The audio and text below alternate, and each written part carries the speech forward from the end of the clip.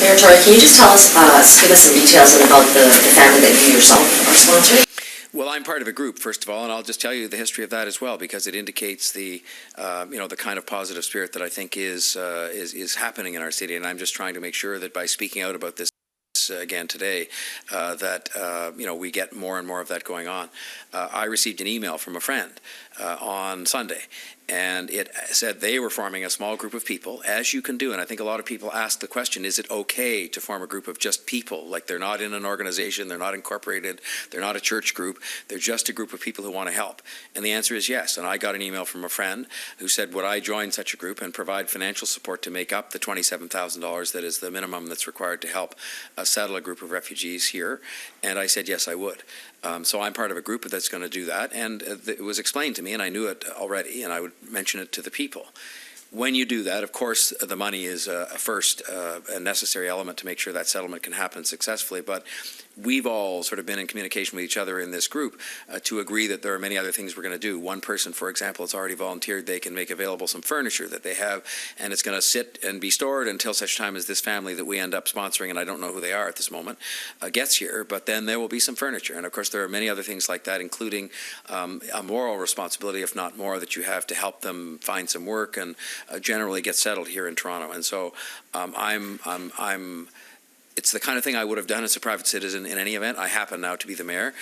I was asked about this matter yesterday and just mentioned it to a journalist, but it's the kind of thing where I just would have done it anyway, because I think that's what we're about here. It's what I'm about. It's what I've always been about. And I just think that hopefully, maybe by the fact that it has become a matter of public discussion now, which is fine with me, that other Torontonians, whatever they might be able to do, if it's $1 or $5, or if it's just a little bit of time they can give to make sure they can help. Now, there was some concern, and there is some concern right now, that the influx of refugees may have a strain on city resources. But in your statement this afternoon, you did mention that wait lists when it comes to childcare and things like housing, you can reassure Torontonians that those wait lists will not get any longer.